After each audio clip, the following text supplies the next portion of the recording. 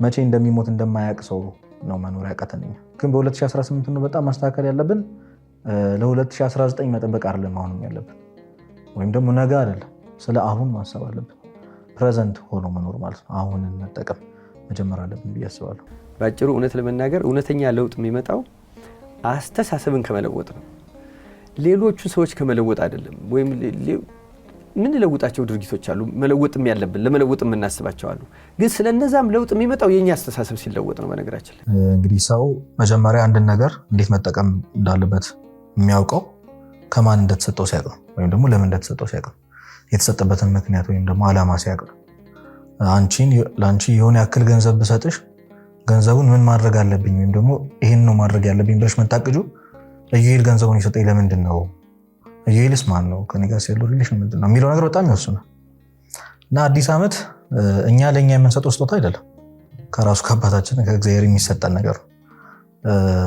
አዲስ ዓመት ሲመጣ ሁለት አይነት አመለካከቶች አሉ። የመጀመሪያው አዲስ ዓመት ሲመጣ ምንም አዲስ ነገር የለም ብለው የሚያምኑ ሰዎች አሉ።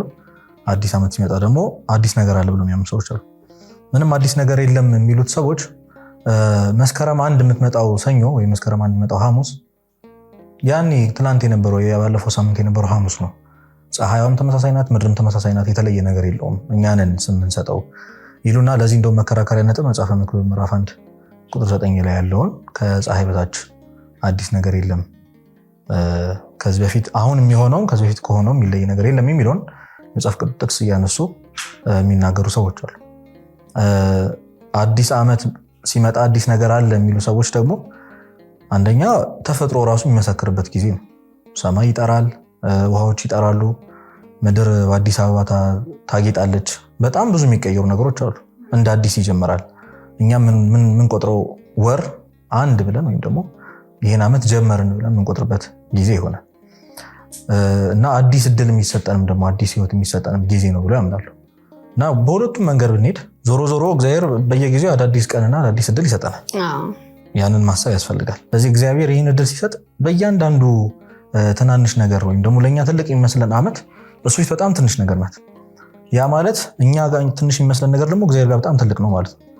ስለዚህ አዲስ ቀንም አዲስ እድል ነው፣ አዲስ ወርም አዲስ እድል ነው፣ አዲስ ሳምንት አዲስ እድል ነው፣ አዲስ ዓመት ደግሞ በጣም ትልቅ እድል ነው። እያንዳንዷ ቀን ስትመጣ ለእኛ አዲስ ናት። አዲስ ነገር ይዞ ነው ወደ ህይወታችን የሚመጣው። ከቃሉ እንኳን ስናየው አዲስ ሐዲስ ከሚለው ቃል የመጣ ነው፣ የግስግስ የመጣ ነው እና መታደስ መለወጥ ቀድሞ ያልነበረ አሁን ግን የሚኖር ነገር ነው። ትርጓሜ እንኳን ቃሉ አዲስ ነው ስንል መጀመሪያ ያልነበረም። ስለዚህ አዲስ ነገር አለ ማለት ወይ ደግሞ አዲስ ዓመት መጣ ማለት ከዚህ በፊት ያልነበረኝ ነገር የሚኖርብኝ ጊዜ፣ ያልተሰጠኝ እድል የሚሰጥበት ጊዜ፣ ከዛ አንጻር ነው ማሰብ ያለብን እና አሁን በጣም ተለምዷል። 2017 እንግዲህ በጣም ብዙዎቻችን እንዳስተዋሉ ምን ያህል በፍጥነት እንዳለቀ እናውቃለን። እየባሰ ይመጣል እንጂ ይስተካከላል ብዬ አላምንም። እኛም እያደግን ስንመጣ በተለይ ነው በደንብ እድሜያችን ከፍ እያለ የምናያቸውን ነገሮች የምንኖርበት ህይወት በጣም ብዙ ነገሮችን ኤክስፔሪንስ እያደረግን ስንመጣ ነገሮች እንዴት በፍጥነት እንደሚያልፉ ነው የሚገባል። ምክንያቱም በየቀኑ ስንዋከብ በጣም ብዙ ነገር ጭንቅላታችን ሲያስብ ስለሆነ የሚውለው ቀኑ መቼ ተጀምሮ እንዳለቀ፣ ሳምንቱ መቼ ተጀምሮ እንዳለቀ፣ ወራቶቹ መቼ ተጀምረው አልቀው 2018 ላይ እንደደረስን በጣም የሚያስገርም ዘሎ ነው የሚመስለው። አንዳንዴ ነው ከመስከረም ዘሎ ሰኔ ምናምን የሚመስለው እና በዚህ ሁሉ ጊዜ ውስጥ ግን ያባከናቸውና ያለፍናቸው ጊዜዎች በጣም ብዙ ናቸው እና ተለምዷል። አሁን አዲስ ዓመት ላይ እቅድ ማቀድ ወይም ደግሞ ዓመትን ወይም ደግሞ የዛሬን ለኃጢአት ነገን ለእግዚአብሔር አይነት ነገር ምን ማለት ነው? ሁሉን ነገር ለማደስ አዲስ ዓመት የሚጠብቅ ሰዋል። ትልቁ የክርስቲያን ሜንታሊቲ ተዘክሮተ ሞት ነው ወይም ደግሞ ሞትን ማሰብ። ሞት እንግዲህ ዓመት እስኪያልቅ ወይም ደግሞ በዚህ ጊዜ በዓመቱ እና በሳምንቱ መጨረሻ ምናምን የሚል አይደለም። ድንገት የሚመጣ ድንገት በሌሊት የሚመጣ ነገር እና ሞት እንዳለ የሚያውቅ ክርስቲያን አዲስ ዓመት አይደለም አዲስ ቀን አይጠብቅም። ቅዱስ ጳውሎስ ለዛ ነው እኮ የመዳን ቀን ዛሬ ነው፣ ከዛሬም አሁን ነው አለ። ዛሬም ላትኖር ትችላለች ማለት ነገም ላትመጣ ትችላለች። ስለ ነገ አትጨነቁ፣ ነገ ለራሱ ይጨነቃል የተባለው እኮ ለዛ ነገ ቃል የተገባልን ተስፋ የምናደርጋት ናት እንጂ ቃል የተገባችልን አለች። አስቢው፣ በትንሽ ሰዓታት ክፍተት በኋላ ያለችው ነገ እንዲህ አጠራጣሪ ከሆነች ዓመት ሙሉ ቁጭ ብሎ መጠበቅ በጣም መሳሳት ነው። ስለዚህ እያንዳንዷ ደቂቃ እግዚአብሔር አድ እያደረገልን ያለ ነገር ነው። በሁለት አይነት መንገድ ማየት እንችላለን። አሁን አዲስ ዓመት ሲመጣ ይችላል አዲስ ቀን፣ እኔና አንቺ ከዚህ ኢንተርቪው በኋላ የምናገኘው አዲስ ሰዓት ወይ ከእድሜሽ የሆነ ያክል ሰዓት ሉዝ እያረግሽ ነው ወይ ደግሞ አድ እያረግሽ ነው። በሁለቱም መንገድ ብንሄድ ያስኬዳል። ብቻ ወደ እግዚአብሔር ወደምንሄድበት ስጋችን ነፍሳችን ከስጋችን የምትለያይበት ሞት የሚመጣበት ቀን ላይ ወይ እየቀረብን ነው ወይ ደግሞ ለዛ እየሄድን ነው። በቃ በጣም ብዙ ሰዎች በድንገት ሲያልፉ አይተናል። ትላንት የነበሩ ዛሬ የሌሉ ቅድም ብለን የምናወራቸው ቅድም እኮ ስንተሳሰቅ ነበር ቅድም እኮ አብረን ነበርን ብለን ያለፉ በጣም ብዙ ሰዎች አሉ። ያው እኛ መቅበር እንጂ ወይም ደግሞ ቀብረን መመለስ ነው እንጂ እኛ እንሞታለን የሚል አመለካከት የለንም። በጣም ትልቁ ችግር እሱ ነው። መቼ እንደሚሞት እንደማያውቅ ሰው ነው መኖር ያቃተንኛ። ግን በ2018 ነው በጣም ማስተካከል ያለብን። ለ2019 መጠበቅ አይደለም አሁንም ያለብን፣ ወይም ደግሞ ነገ አይደለም፣ ስለ አሁን ማሰብ አለብን። ፕሬዘንት ሆኖ መኖር ማለት ነው። አሁንን መጠቀም መጀመር አለብን ብዬ አስባለሁ። ጥሩ ነገር ነው። በነገርሽ ላይ አሁን እኛም ዛሬ የምንወያይበት ከዛ ጋር በተገናኘ ነው። ብዙ ሰው እና በሚወደው ውስጥ የማይፈልገው ነገር ይገጥመዋል። ሰው እውነቱን ለመናገር አይስክሬም የማይጣፍጥ አይስክሬም እንዳልሽው ቴስቱ ምናምን ተለይቶ ሊሆን ይችላል። በጣም ጥሩ ነገር ነው እሱ። እና ሰዎች እንዳልሽው በህይወታቸው በጣም በሚወዱት ነገር ውስጥ ግን የማይጣፍጥ ነገር ይገጥማቸዋል ወይም የማይጣፍጥበት ጊዜ ያጋጥማቸዋል ማለት ነው። ይሄ በትዳር ውስጥ ሊሆን ይችላል፣ በትምህርት በስራ ውስጥ ሊሆን ይችላል፣ በቤተሰብ ህይወት ውስጥ ሊሆን ይችላል፣ በብዙ ነገር ውስጥ እና ልጅሽም ያደረገው ነገር በጣም ጥሩ ነው። ሽሜ እንግዲህ ከሙያቸው አንፃር በብዙ ነገር ሊሄድበት ይችላል። እኔም እንደው ከማውቀውና ከዚህ ሁልጊዜም ከማቀርብበት ከመጽሐፍ ቅዱስ አንፃር በጣም መሰረታዊ ነገር ነው። ምንድነው እንትኑ አይስክሬሙ አንድ አይነት ነው ለሁላችሁም የያዛችሁት እና ለሁላችሁም ያለው ቴስት አንድ አይነት ነው። እናንተም ደግሞ በተሰራችሁበት የማህበረሰብ ስሪት አንድ አይነት ናቸው፣ አንድ ቤተሰብ አባላት ናቸው። ግን እሱ ስለ አይስክሪሙ ሌላ ሐሳብ ነበረው፣ እናንተ ሌላ ሐሳብ ነበራችሁ ማለት ነው። በጣም የሚገርም ነው። ልክ እንደዚህ ነው። በቃ ሐሳብ ማለት እንደዚህ ነው። አንድ ነገር የተለያየ ያደርገዋል የምናስበው። ስለዚያ ጉዳይ የምናስበው ነገር ነው የሚለውጠው ማለት ነው። እሱን እንዲጣፍጠው ያደረገ ማለት በተፈጥሮ ካለው መጣፈጥ የተለየ አላደረገውም። የተለየ እንትን አሮማ አይጨምርለትም ወይም የተለየ እንትን አይጨምርለትም። ግን እሱ ግን ሳይቀፈው ወይም ሳይከብደው ወይም ሳይጎመዝዘው whatever እንዲወስደው ያደረገ ሐሳቡ ነው። ቲንኪንጉን አጣፈጥኩት ያለው በጣም መሰረታዊ ነገር ነው። እናንተን ደግሞ እንዳትወስዱት ያደረጋችሁ ሐሳባችሁ ነው ማለት ነው። በእርግጥም አንድ ነገር ለተለያዩ ሰዎች የተለያየ የሚሆነው በሐሳባቸው ምክንያት ነው እና እውነታውም እንደዛ ነው። እንደውም አንድ ጸሐፊ ምንድነው ሰዎች ነባራዊ እውነታን ወይም ሪያሊቲን አይደለም የሚኖሩት፣ ስለ ነባራዊ እውነታ ያላቸውን ፐርሰፕሽን ነው ወይም እነሱ የወሰዱትን የተረዱበትን መንገድ ነው እንጂ ራሱን ሪያሊቲን አይደለም የሚኖሩት የሚል ጸሐፊ ያስታውሳለሁ። እና እውነት ነው። ሰዎች ስለ አንድ ነገር እኛ የሚኖረን መረዳት የሚሮን ወይም ደግሞ ሐሳብ ምን ይዘው ሐሳብ መረዳትም ከሐሳባችን ጋር የተዋሃደ ነገር ነው እና ሐሳብ በትክክል ነገሮችን ይለውጣቸዋል። በዚያች ቅጽበት የሱን እንዲልስ እናንተን ደግሞ እንድትቆለጨለጩ አድርጓቸዋልና ጥሩ መነሻ ነው። ሐሳብ መሰረታዊ ነው። እንዳልሽው ማንኛውም ለውጥ የሚጀምረው ከሐሳብ ነው።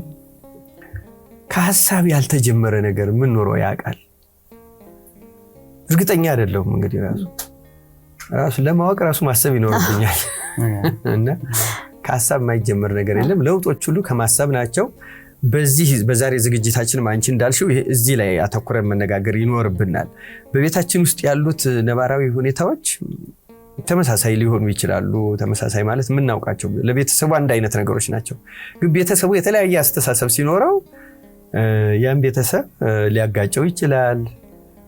ፍቅረኛሞችን፣ ባለትዳሮችን፣ አባትና ልጅን፣ ወዳጆችን፣ የሥራ ባልደረቦችን ሁሉ ሊያጋጩ ይችላሉ እና እሱ ብቻ አይደለም ደግሞ አሁንም ወደ ሐሳብ እንግዲህ ለሽሜ መንደርደሪያ ለመስጠት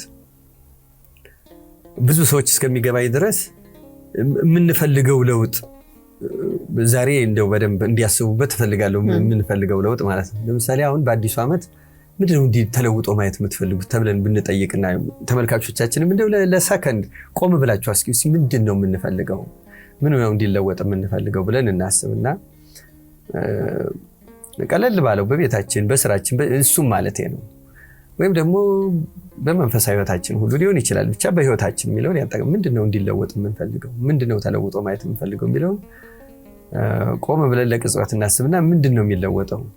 ምናልባት እንዲህ እንዳይሆን እፈራለሁ። ለምሳሌ የተለመደው እኔ ከአንዳንድ ነገሮች ከገጠሙኝ ለምሳሌ አለቃው ያስቸገረኝ የሚል ሰው አለቃው ተለውጦ ነው ማየት የሚፈልገው። ከአለቃው ጋር ያጋጨው ሁኔታ እንዲለወጥ አይፈልግም ብዙ ሰው። አለቃው ተለውጦ ማየት ወይም ሰራተኛውም ከሆነ ያስቸገረው ሰራተኛው ተለውጦ ማየት እንደዚህ እና እርግጥ በቀላሉ የማይለወጡ ደግሞ አሉ። ትዳር ውስጥ ለምሳሌ ችግር ሲኖር ባሏ ወይም ሚስቱ በሆነ ነገር ተለውጠው ማየት ይፈልጋሉ።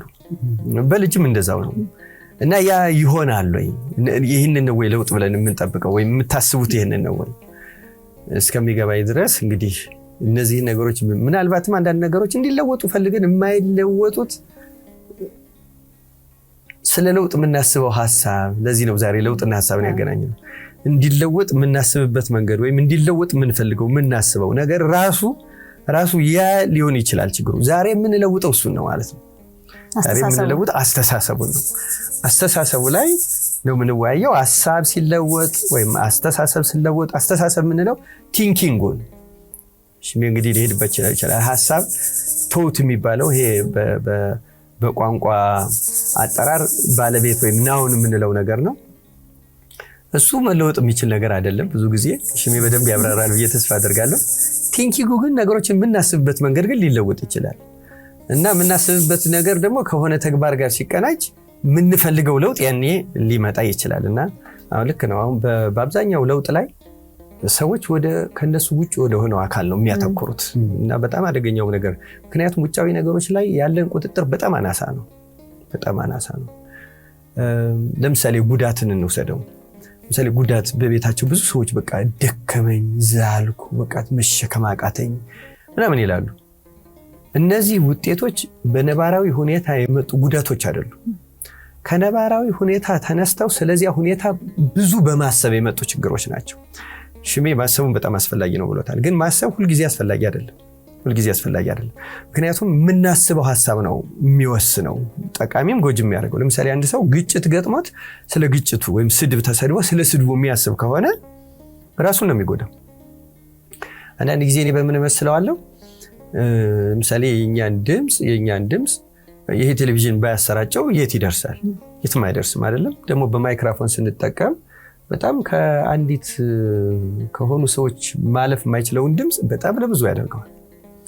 አንዳንድ ሰዎች የሚገጥማቸውን ሁኔታ ልክ በማይክሮፎን እንደሚነገር ራሳቸው ናቸው እንደ ማይክሮፎን ሆነው አጉልተው ራሳቸውን የሚረብሹት ራሳቸው ናቸው። ራሳችንን እንደዛ የምናደርገው። ስለዚህ ስለ አሉታ ነገሮች ለምሳሌ አሉታዊ ገጠመኞች እንዳይኖሩ ማድረግ አንችልም፣ እንዳይገጥሙን ማድረግ አንችልም። ድክመት የሌለባቸው ሰዎች እንዳይኖሩ እናም እንዳይገጥሙ ማድረግ አንችልም። እኛም ራሱ ከዚያ ውጭ አይደለም። እውነታ አለ ማለት ነው። በዚያ ግን በአብዛኛው እኛ ለውጥ ብለን የምናስበው እኛ ውስጥ ያሉ ችግሮችን ሳናይ ማለት ነው። እኛ ውስጥ ያሉ ችግሮችን ሳናይ ችግሮቹን እንዲረብሹን የሚያደርግ እንዲጎዳን የሚያደርግ እንድንዝል እንዲደክም የሚያደርጉን እኛ ውስጥ ያሉ መሆናቸውን ሳናውቅ ስለነዚህ ማሰብ አልፈልግም።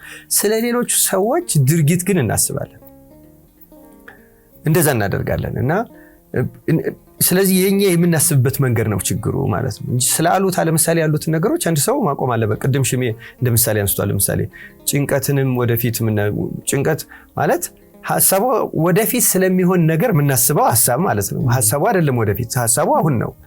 ግን ወደፊት ስለሚመጣ ነገር እንደዚህ ቢሆንስ ባጣስ፣ እዚህ ቢገጥመኝስ እንደዚህ የሚለው ማለት ነው። ድባቴ ደግሞ ስላለፈው ነገር አይ ቲንክ በአብዛኛው በዚህ ውስጥ ይወድቃል። ለምሳሌ ስለ ችግር ስናስብ ስላለፈው፣ ትናንት ስለገጠመን ነገር፣ ትናንት ስላሳለፍነው ነገር በቤት ውስጥ ሊሆን ይችላል፣ እንዳልኩት በስራ ቦታ ሊሆን ይችላል፣ በተለያየ ነገር ሊሆን ይችላል። እና ስለዛ ምናስብ ከሆነ እንቸገራለን። እውነት ለመናገር በጣም እንዲያውም ይህን ሐሳብ እንድናቆመው ነው የሚመከረው። ምክንያቱም ጭንቀቶቹ መረበሹ፣ መደበሩ፣ ማዘኑ፣ መጥላቱ ምናልባትም መስሪያ ቤታችን እስከሚደብረን ድረስ ምንደርሰው ወይም የሆኑ ሰዎችን ለማየት ድምፃቸውን ለመስማት እንደዚህ የሚያደርገን ስለዛ እኛ የምናስብበት መንገድ ነው እንጂ ያ ራሱ ጉዳዩ አይደለም። እውነቱን ለመናገር እኛ የምናስብበት መንገድ ነው እና በጣም እኛ ያሰብነውን ነገር እነሱ የሚያደርጉት አድርገን እንቀበለዋለን። እንዲያውም እንደውም አሁን ቅድም አንድ አሁን ስሙን እኔ ሰነፍ ነኝ በእውነት ኦተሮችን በማስታወስ እኔ እንደውም መጽሐፍም ሳነብ ብዙ አይደለሁም በኋላ ነው እንደውም መናገር እንዳለብኝ ሳስብ ኦተሮችን ለማስታወስ ስራዬ ብዬ የማየው እንጂ ብዙ ስለ ጸሐፊዎቹ ብዙ አልጨነቅም። እና ምንድነው don't believe everything you think የሚል ሐሳብ አለው። ምንድነው የምታስበውን ሁሉ አትመነው የሚለው እና ብዙዎቻችን የምንቸገር በዚያ ነው ማለት እናምነዋለን። ለምሳሌ እገሌ እንደዚህ ያደረገው እንደዚህ ሊያደርግ ነው እንደዛ ሊያደርግ ነው እንደዚህ ሆነ እያል እኔ ያሰብኩትን ሰውየው እንዳደረገው አድርጌ እንደገና አምነዋለሁ ደግሞ እና ሰውየውን ሳገኘው ያን እንዳደረገብኝ ቆጥሬ ነው ተኮሳትሬ የምጠብቀው። እንደዛ ያደረገኝ የራሴ ሐሳብ ነው እንጂ ሰውየው አይደለም ወይም አድርጎትም አይደለም። በነገር የሆነ ድርጊት እኮ ይኖረዋል። ምናልባት ያ ሰው እየቀረበኝ ያለ ይቅርታ ብሎ ሊጠይቀኝ ይችላል ወይም ረስቶትም ሊሆን ይችላል። አንዳንድ ሰዎች የምንቀያየምባቸው ጉዳዮች ሁሉ ባለቤቶቹ በደንብ በአግባቡ መናገራቸው ማለታቸውን የማያውቋቸው ነገሮች ሁሉ ሊሆኑ ይችላሉ። እኛ ደግሞ ካለን ሁኔታዎች ተነስተን ሐሳብ የምናስብበት መንገድ ሌላ ደረጃ ወስዶት ሌላ የሆኑ ሰዎች ይደነግጡ የለም አንተ ማናገር አልፈ ወይም እንደዚህ ማለት አልፈልግም ምን አድርጌ ምን አጥፍቼ ይላሉ ሰዎች። ለምሳሌ ያው የኛ አለችን መልስ የወጋ ቢረሳ የተወጋ ይረሳ ምትላለች። ግን እንደዛ አይደለም። ዋናው ጉዳይ ግን ምናቆመውም ሐሳብ ማሰብ አለ ማለት ነው። ማቆምም አለብን። አሁን በአዲሱ ዓመት ለውጥ የምንፈልግ ከሆነ አንዳንድ ማሰቦች ማቆም አለብን። እውነቱን ለመናገር በተለይ ካለፉት ሁኔታ ስላላለፈው እንደተደረገ አድርገን ስለሚመጣው ማሰብ አንችልም። በጣም መጥፎው ባለፈው ጉዳይ ላይ የምናስበው ሐሳብ ነው። በሚመጣው ላይ እንደተባለው ስለምናደርገው ነገር ነው እና ያን ደግሞ እንዴት ነው ማሰብ ያለብን? ምክንያቱም ስለምናደርገው ማሰብ አለብን። እውነቱን ለመናገር ግን ስለማንችላቸው ነገርና ከኛ ቁጥጥር ውጭ ስለሆኑ ስናስብ ነው ጭንቀት የሚሆነው። ከኛ ቁጥጥር ውጭ ስለሆኑት ነገሮች ማድረግ ስለምንችለው ማሰብ አለብን፣ ማቀድም አለብን። አቀደን ከዛ በኋላ ደግሞ መራመድ አለብን እንጂ ዝም ብለን በማሰብም ደግሞ አንኖርም። ቅድም ሽቤ እንዳለው ማመንጀክ የሚያመነጅኩ እነሱ እየፈጩ ነው ስራቸው። የኛ እንደው ያው መቼም ለሰነፍ ምሳሌ ስለሚደረግ ነው። ስለዚህ የምናስብበት መንገድ ወይም ደግሞ አስተሳሰባችንን ነው መለወጥ ያለብን። አስተሳሰባችንን ሲባል ስለ ነገሮችን ያለንን ምልከታ ምናምን ማለት ብቻ አይደለም። እውነቱን ለመናገር ስለ አንድ ጉዳይ የምናስበውን ሐሳብ ማሰባችንን ያን አስተሳሰቡን ቲንኪንግ ያለውን ሽሜ ማለት ቲንኪንጉን ግን እሱ ላይ ነው ለውጥ ማምጣት ያለብን።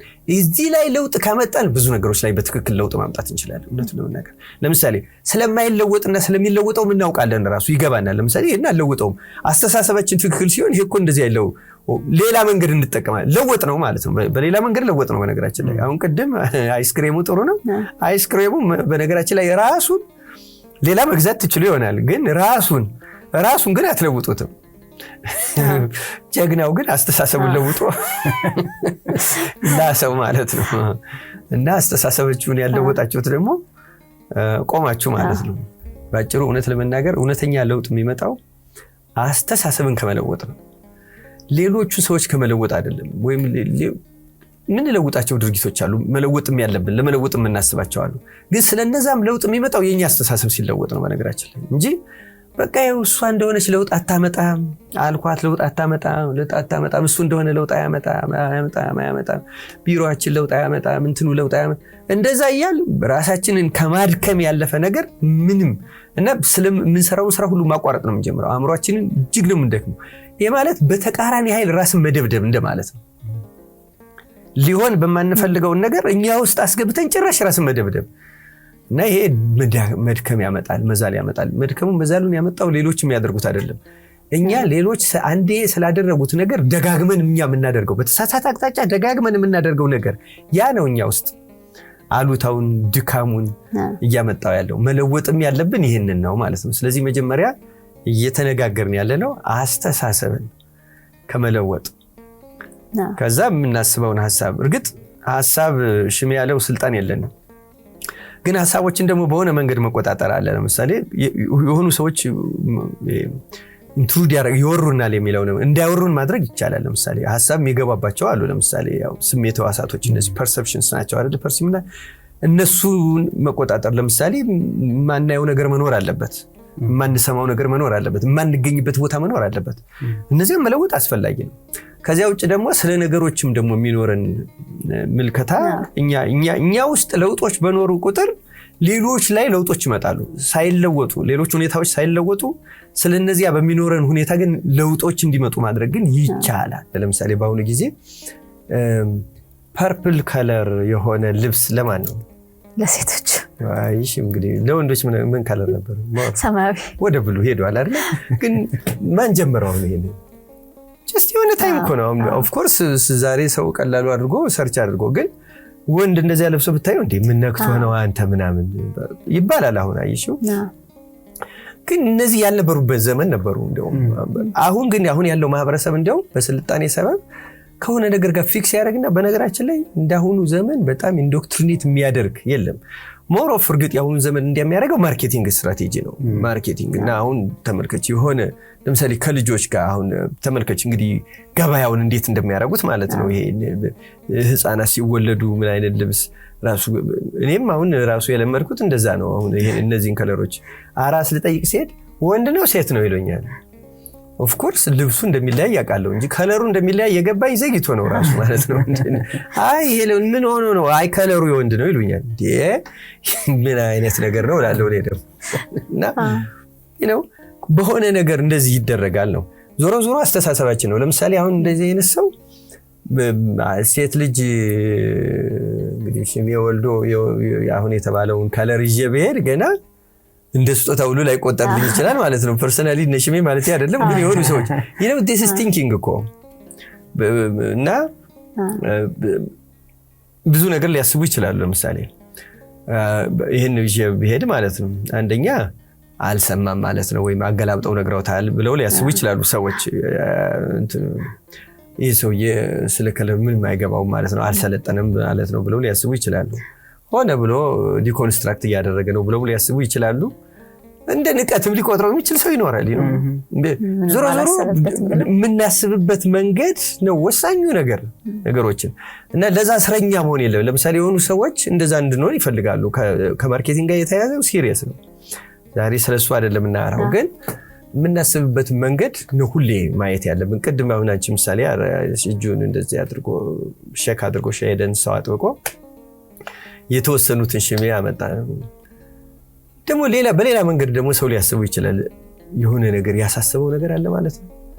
የተበሳጨበት አለ ማለት ነው። እንደዚህ ያለበት የምናስብበት መንገድ ነው እና ራሱን ለምሳሌ እንደተጠቂ የሚቆጥር ሰው ሁልጊዜም ከአሉታ ሊጀምር ይችላል። ሐሳቦቹ ማለት ነው ምን አድርጌው ነው፣ ምን ሆኖ ነው፣ ምን ሊለኝ ፈልጎ ነው፣ ምን ሊያረግ ፈልጎ ነው ብሎ ደግሞ በሌላ መንገድ የሚያስብ ደግሞ ነገሮችን ሁሉ ስለ ሰዎች ለምሳሌ የሚያስብ ሰው ካለ ሰውየው ምን ሆኖ ነው ብሎ ከማሰብ ነው የሚጀምረው። ወይም ሴትየቱ ምን ሆና ነው፣ ምን ገጥሟት ነው ኢቭን ስድብና ምናምን እንኳን አጋጥሟቸው ሰዎች በጤናው አይደለም ብለው የሚጀምሩ ሰዎች አሉ አይደለም። በሌላ መንገድ የሚያስብ ሰው ደግሞ ቴንዴናሽና ይላል። ሌላ ነገር ይወለዳል። ዞሮ የምናስብበት መንገድ በጣም መለወጥ ያለበት በመሰረቱ የምናስብበት መንገድ በመሰረቱ እና የሐሳቦችንም ደግሞ መቆጣጠር ደግሞ አስፈላጊ ነው። ሐሳቦችን መቆጣጠር ማለት ነው ለምሳሌ የኛን ድክመቶች በተለይ በመናረምበት ጊዜ ሐሳቦችን መቆጣጠር በጣም አስፈላጊ ነው። ሽሜ እንዳለው ወደኛ ውስጥ የገባውን ሐሳብ እንዳይገባ ማድረግ አንችልም፣ እንዳይገባ ማሰብ አንችልም። ግን መጀመሪያ እንዳይገባ ማድረግ ይቻላል ማለት ነው። መጀመሪያ ለምሳሌ እንደውስ ውሸት የለመደበትን ሰው ላቆሜን ልቀይር ቢል አነጋገሩ መለወጥ አለበት። ስለዚህ እንዴት መናገር እንዳለበት ማሰብ አለበት፣ ሰዎች ማሰብ አለባቸው። ግን እንዲህ አይነት ሰው በጣም ብዙ ውሸትና ግነት ያለበት ወሬ ውስጥ ለምሳሌ መራቅ አለበት፣ ማቆም አለበት አይደል ያለው። ከዚያ ይልቅ በጣም ፕሪሳይስ የሆኑ ወደ እውነት ወደዛ የተጠጋ የሚናገሩ ሰዎች ጋር መቅረብ ኢንቫይሮንመንቱ መቀየር አለበት ማለት ነው። የማይሰማው ነገር መኖር አለበት ማለት ነው። አሁን እዚህ ቫቱ ቀንሶ ስንት ነው የሚባለው የአዲስ አበባ ልጆች ወሬ ማለት ነው። ቫቱን ቀንሶ ታውቂያለሽ? አላውቅም። እንቺ ገና እኔ በጣም ነው የሚገርመኝ። አጋን ነው የሚያወሩ ሰዎች አሉ አይደለም? ዝም ብለው ከሆነው በላይ ለምሳሌ እንደዚህ እና እና ሲባቱን ቀንሰ ንገረን ይሏቸዋል። አሁን እንደተገለጸ እንደዛ አይነት ሰዎች ጋር እየዋለ አንድ ሰው ከዛ መውጣት አይችልም። ለምሳሌ ማለት ነው ያንን ለምዶ ማለት ነው ጨመር ገነን በማንኛውም ነገር እኮ ነው በሚበላው በሚጠጣው በሚገዛው በምን ሁሉ ምንም እኮ ያስፈልገው ማዋሸት አንዳንዱ ነገር ማለት ነው። ግን ጥሎ በቃ ይሄን መለወጥ አለ እና ዋና ያነሳውበት የኛን ድክመቶች ነው። ብዙ ድክመቶቻችን ይኖራሉ፣ የየሰዎቹ የተለያዩ ናቸው። ስለዚህ ለዛ የሚያግዙ ሐሳቦች አሉ። ልቦለዱ ሊሆን ይችላል፣ ፊልም ሊሆን ይችላል፣ ቴሌቪዥን ሾው ሊሆን ይችላል። በነገራችን ላይ ያንን የሚያባብስ ነገር በሙሉ ለማቆም አለበት። አንድ ሰው ሳያቆመው ወደዛ መሄድ አይችልም። ግን ከሐሳቡ ከኖረ በኋላ ደግሞ ይመጣል። ሚሞሪ አለ ደግሞ እኛ ውስጥ ኦልሬዲ ይገባል። እነዛ ሚሞሪዎች በመጡ ቁጥር እንዴት ነው ማሰብ ያለብን ነው። ቅድም ሽቤ እንዳለው ከነዛ ሐሳቦች ጋር ማውራት የለብንም ነው። ሐሳቦቹን አይደለም እናወራቸው፣ የሐሳቦቹን ባለቤቶች ሊሆን ይችላል። ለምሳሌ ሄደን ኮንቨርስ እናደርጋለን በህሊና እንዴድና እንደዚህ አድርገን እንደዚህ አድርጌ እንደዚህ ወጥቼ ኢቭን በምናብ ውስጥ ሆነን ወይ ደስታ ውስጥ ይገባል ወይ ጸብ ውስጥ ይገባል ወይ ብስጭት ውስጥ ይሆናል። አንዳንድ ጊዜ ከሐሳባቸው ይወጣና በከንፈራቸው ሁሉ ይገለጣል። እያወሩ እየሳቁ እያሉ የሚሄዱ ሰዎች አለ እናደርጋለን። ብዙዎቻችንም ይገጥመናል። ወይ እየተናደን ከንፈር እየነከሰ እያለ ሰው ሊኖር ይችላል። ኮንቨርስ እያደረገ ማለት ነው ከዛ ጋር እያወራ ይህንን ነው ማቆም ያለበት አንዱ ነው። እነዚህ በጣም አደገኛ ነገሮች ናቸው። ስለዚህ እነዛ ሐሳቦች ሲመጡ ምንድነው ማድረግ ያለብኝ የሚለውን ቀድሞ ማሰብ አለበት።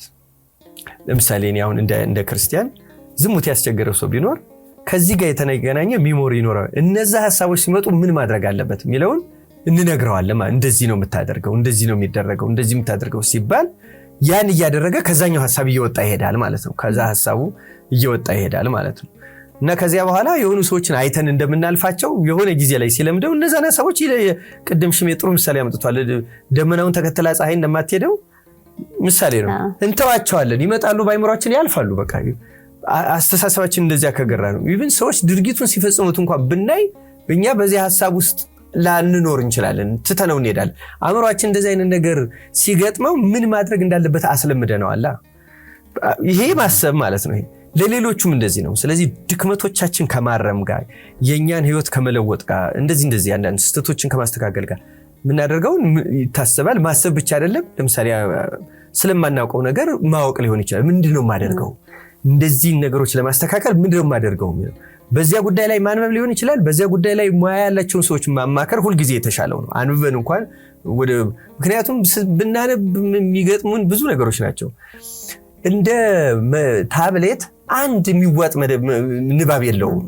ማት ነው አሁን ያለው። እንደውም በጣም አስቸጋሪ ነገር ነው። ኢቭን የሚነበበውን ለመምረጥ የምናማከራቸው ሰዎች ይኖራሉ። ካነበብን ሰው በኋላ ደግሞ የምንወስደው ሐሳብ አለ እና መጀመሪያ የምንወስደው ሐሳብ በጣም ትክክለኛው ላይሆን ይችላል። ለምንድነው እንደዛ የሚሆነው? በዚህ በንባብ እኛ ውስጥ ካለው ሐሳብ ጋር ዝም ብለን አለን አይደል? ከዛ ጋር የተዋህዶ የሚወጣ ነው፣ ተጨምቆ ነው የሚወጣ እንጂ ቀጥታ ከዛ እንዳለ አይደለም የምንወስደው። ደግመን ስናነበው በእርግጠኝነት ሌላ ዴቨሎፕመንት ይኖረናል፣ ሌላ ለውጥ፣ ሌላ መሻሻል ይኖረናል። ከሰው ጋር ግን ስንወያይበት ወይም ስለዛ ከሚያውቁ ጋር በጣም የተሻለው ነገር ይኖረናልና ይሄ ስናስብ እንደዚህ ማድረግ አለብን ብለን ማሰብ ወደ ድርጊቶቹ ስለሚወስደ ማለት ነው። ስለ ድርጊቶቹ ነው የምናስበው ለማለት ነው። ይሄን ማመጣው ስለ ድርጊቶቹ የምናደርገው እንደዚህ ነው። ይሄን አደርጋለሁ፣ ይሄን አላደርገው፣ ከዚህ እወጣለሁ፣ ወደዚህ እሄዳለሁ፣ እንደዚህ ያደርጋለሁ። ማሰብ ግን በጣም መሰረታዊ ለውጥ ነው። ብዙዎቹም ችግሮች ያሉት ደግሞ እኛ ጋር ነው። በነገራችን ላይ ተጎዳን የምንለው ሰዎች ጋር ይቅርታኛ ጋር ስንል ተጎዳን ብለን የምናስበው ሰዎች ጋር ለምሳሌ አሁን ይሄ እንዲለውጥ በተለይ ተጎዳን የምንል ሰዎች በመሰረቱ በጣም ብዙ እንደተጎዱ የሚያምኑ ሰዎች ራሳቸውን በደል እና እንደተጎዱ ራሳቸውን ነግረውት ነው እንጂ አስተሳሰባቸውን ቢቀይሩት እነሱ አሁን የሚያምኑትን ያህል አልተጎዱም። ለዛ ነው የምታስቡትን አተመኑት የሚባለው። ማመን የለብንም ያንን። አሁን እንደዛ አይደለም፣ ሁኔታዎች እንደዛ አይደለም።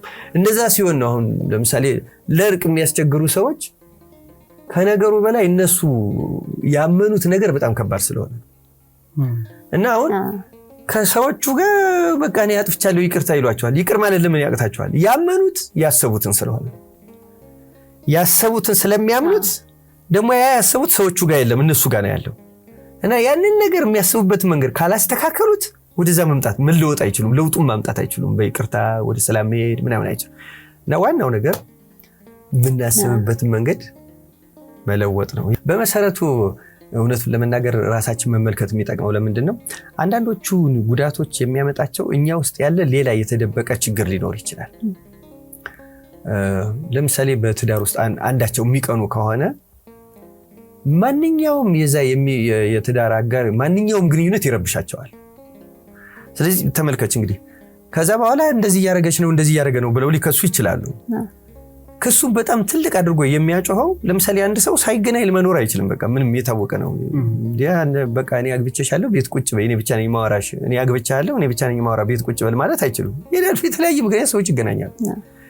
ግን ወደ ሌላ ነገር እንዲያስቡ የሚያደርገባቸው መጀመሪያ እነሱ ውስጥ ያለ ሌላ ችግር ሲኖር፣ እንደዚህ አይነት ማጭበርበር አይኖርም ብዬ አይደለም የምናስበው። እኛ ጋር ለምሳሌ ቅናቱ ያለበት ሰው ካለ፣ ለምሳሌ ችግር ያለበት ካለ ማንኛውም ነገር አይጣፍጠውም።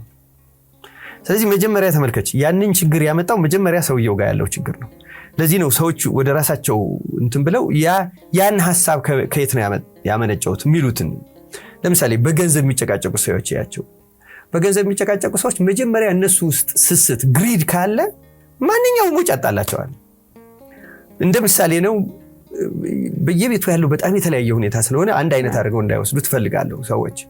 ግን እኛ ጋር የሚኖረን ነገር እኛ ጋር የሆነ ነገር ካለን ያ ነው ሌላው ሰው የሚያደርገውን በሙሉ እንዲረብሽን የሚያደርገው። እኛ ጋር ያለው ችግር ሌላውን ሰው እንድንጠላው ወይም አበላሽቷል ብለን እንድናስብ፣ አንዳንድ ጊዜ ያልተበላሹትን ሁሉ ነገሮች ወይም መሆን ያለባቸው ነገሮች ሁሉ ነው መሆን እንደሌለባቸው አድርገን እስከ መናደድ የሚያደርሰን መጀመሪያ እኛ ጋር የነበረው ችግር።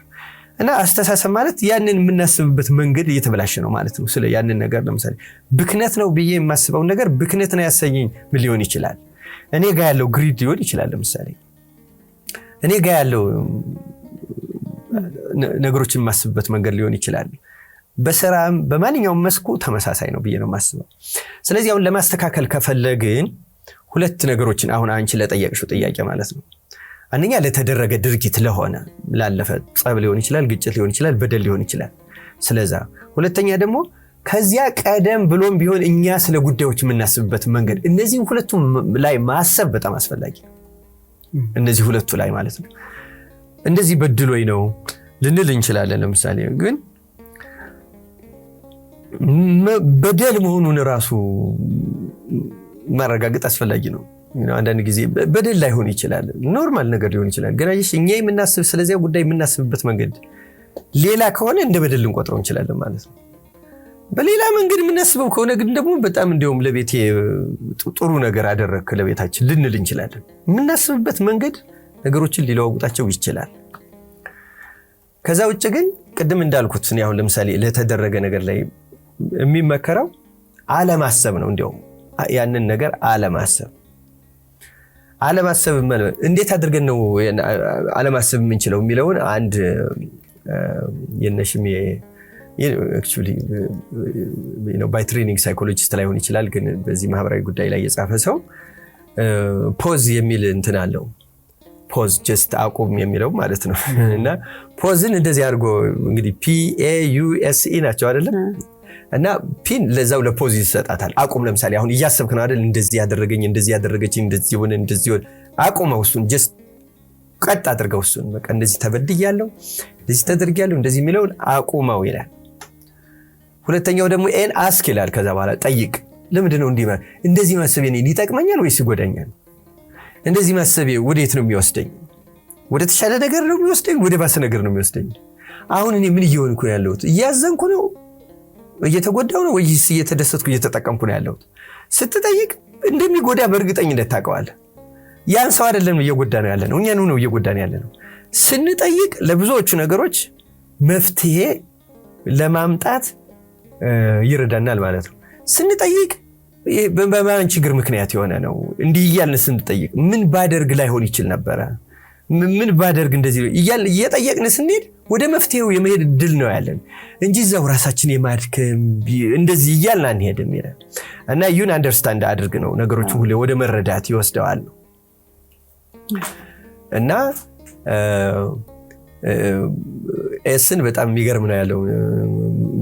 ኤስን እንደውም say thinking is the mother of suffering ይሄ ማሰቤ ነው የስቃይ ሁሉ ምንጭ። እንደውም ወደዛ ይሄዳል ከተረዳው በኋላ ከምሰቃየው ይህን ስለማስበው ነው በቃ አስበውም እያለ ይሄዳል ማለት ነው። እና እንግዲህ ጥሩ አድርጎ ነው እኔ አሁን ባየሁት ነገር ወድጄዋለሁ እንደዚህ የጻፈው ሰውዬ ማለት ነው። እና ማሰብ ማቆም የሚባለው ያን ነው። የሚያስጨንቁን ድብርት የሚያመጡብን እንደዚህ የሚያደርጉበትን ነገሮች ከማቆም ከመጠየቅ ከመረዳት የስቃያችን ምንጭ የዚህ የመደበራችን የግጭታችን የቅር ያለ ማለታችን የጭቅጭቃችን ሁሉ ስለዚያ ጉዳይ ደጋግመን ማሰባችን። አንዳንድ ሰው ደግሞ እንትኑን ያንን ሐሳቡን ጭራሽ ለማዳበር ወሬ ሁሉ እየጠየቀ ይሞላበታል እያለ እየጨመረ በቃ ያጓናው ምን እያደረገ ራሱን እየደበደበ እየጎዳ ኑሮውን እያበላሸ ይሄዳል ሰው። ስለዚህ በዚህ መንገድ ልናቆመው እንችላለን ማለት። በመሰረታዊ ግን እኔ የምመክረው ስለ ነገሮች የምናስብበት መንገድ የኛ የህይወት መርሆች አለመስተካከል ነው። ለምሳሌ አሁን እኔ ያዘ ክርስቲያን በእውነቱ እንደ ክርስቲያን በጣም መሰረታዊ የሆኑ የኛ ድክመቶች ናቸው ወደዛ ወደ መጀመሪያው ራሱ የሚወስዱ ማለት ነው፣ ግጭቱን ወደዛ ሁሉ የሚወስዱ እነዛ ነገሮች ላይ ለውጥ ማምጣት በጣም ጥሩ ነው። የራሴ ህይወት ላይ ማለት ነው፣ የራሴ ህይወት ላይ እያንዳንዱ ሰው የራሱ ህይወት ላይ ህይወትን የሚተረጉምበት የሚያስብበት የሚኖርበት መንገድ ቢቀይረው በጣም ብዙ ነገሮች ይስተካከላሉ። እና ያንን ለመለወጥ ቢያስብ ጥሩ ነው። ድክመትን ፈልጎ ማግኘት ነው። በነገራችን ላይ ድክመቶች ምንድን ናቸው? ከምን የመነጩ ናቸው? በነገራችን ላይ ድክመቶቻችን ዝም ብለው እንዲሁ እኛ የሆነ ሰው ሆነን የበቀሉብን አይደሉም። ካደግንበት ከተቀረጽንበት ሁኔታ ከማህበረሰብ ጭምርና ከቤተሰብ ምናመጣቸው ናቸው። እና ሳናውቅ እኛን እንደዛ ያደረጉን እንደዛ ናቸው። ምንድነው ይሄ ፈረንጆች you are what you eat የሚሉት አለ አይደለም? አንተ የበላኸውና እርግጥ የጀርመኑ ፈላስፋ ፊብሩራች ነው የሚባል ነው man is what he eats ያለው ሰው የሚሆነው የበላውን ነው ወይም የተመገበውን ነው የሚል ማለት ነው።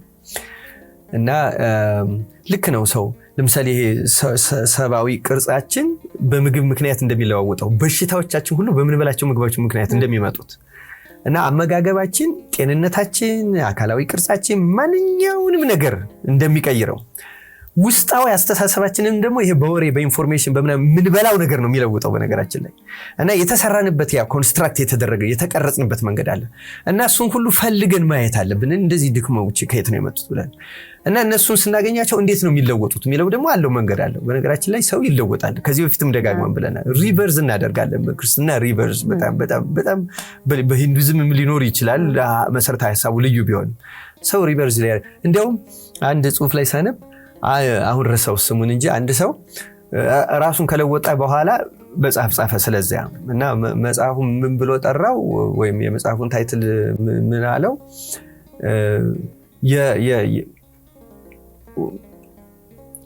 የራሱን ስም የራሱም የአባቱም ስም አድርጎ ጻፈው። ለምሳሌ ብርሃኑ ብሎ ማለት ነው። እና ሲጠየቅ ወላጆቼ ከወለዱ በኋላ አሁን ራሴ እንደገና ወልጄዋለሁ ብሎ ማለት ነው። እና just I born again ማለት ነው። እና from myself አይነት ራሴ ወለድኩት ብሎ ሰው ይችላል እንደዛ በደንብ አድርጎ ራሱን መውለድ ይችላል። በክርስትናም እንደዛ ነው። ሪቨርስ ከውሃና ከመንፈስ ቅዱስ ይላል። ከዛ ነው የምንወለደው። ግን ከዛ የምንወለደው ፈቃደኞች ሆነን ነው። እንደዛ ነው። ሰዎች እንደገና ሊወለዱ ይችላሉ። ያው መቼም እንደገና ካልተወለዳችሁ ይላል ወደ መንግስተ ሰማያት። በትክክል ሰው እንደገና መወለድ ያስፈልገዋል በአሁንም ዘመን ማለት ነው። ያ ነው ለውጥ የሚባለው በነገራችን ላይ። እና ራሱን ሲወልደው ደግሞ በጣም ትክክለኛው ለውጥ ያ ነው። ከዛ ሰዎች ሁሉ ራሳቸው እንዲወልዱ ይረዳቸዋል። ድክመታቸውን የሚነግርበት መንገድ ይለወጣል ማለት ነው። ለምሳሌ ባልና ሚስት ከሆነ ጭቅጭቃቸው ባሏን የምታናገርበት ሚስቱን የሚያናገርበት መንገድ ይለወጣል። እና በዚያኛው ሰው ላይ ለውጥ እንዲመጣ ይረዳል። ግን ተለውጦ ራሱ ተለውጦ ማለት አሁን ወደ እንደ ክብሪትና መጫሪያው አይነት ነው አሁን ያለን ፍትጊያ ማለት ነው። እሱ ወደ እሳት ነው ምን ወስደው ወደ ባሰ ወደሚያቃጥል ነገር ነውና እኛ ውስጥ ያሉትን ነገሮች ድክመቶችን ፈልገን አግኝተን እነሱን ለመለወጥ አስበን የሚለውጧቸውን ነገር አድርገን ስንለወጥ በዙሪያችን ያሉ ነገሮች ሁሉ ይችላል። ለምሳሌ ዮሐንስ አፈወርቅን ተናግሬ ልጨርስ መሰልሽ። አይ ቲንክ እየጨረስ ነው። ለምሳሌ ስለ ጉዳት ዮሐንስ አፈወርቅ ምን ይላል? ሰው ራሱን ካልጎዳ በቀር ሌላው ሊጎዳው አይችልም ይላል። ይህ ምን ማለት ነው? ውጫዊ ድርጊቶችን ማስቀረት አንችልም። ለምሳሌ ሰዎች ሊያስሩን፣ ሊገርፉን፣ ሊገሉን፣ ሊሰድቡን፣ ሊጠሉን በገንዘብ በምናምን የሆነ ነገር ሁሉ ሊያደርጉን ይችላሉ። እነዚያ ሁሉ ግን እንዳይጎዱን ማድረግ እንችላለን ነው ይከሰታሉ እኮ በዓለም ላይ የሚከሰተው ነገር ተለይቶ በእኛ ቤት ብቻ እንዳይከሰት ማድረግ አንችልም። በእውነቱ እንዳንጎዳ ግን መሆን እንችላለን። እንዳንጎዳ የሚያደርገው ደግሞ ስለ ነገሮች እኛ የምናስብበት መንገድ ነው። ለዛ ነው አንድ ሰው ራሱን ካልጎዳ በቀር ሌላው ሊጎዳው አይችልም ማለት። ሌላው ጥፋት አይፈጽምበትም አላለም። ሌሎችን ለመጉዳት አይሞክሩም አላለም። ሰውየው ግን እንዳይጎዳ መሆን ግን ይችላል።